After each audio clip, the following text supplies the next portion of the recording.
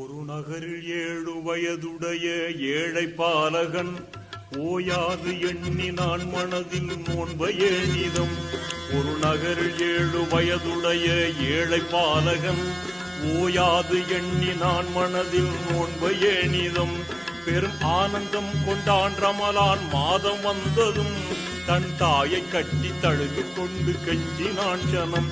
மறவாது ஷஹர் நேரம் அதில் எழுப்ப வேண்டுமாய் மன்றாடி நானே நோன்பு நோர்க்க வேண்டும் என்றவன்.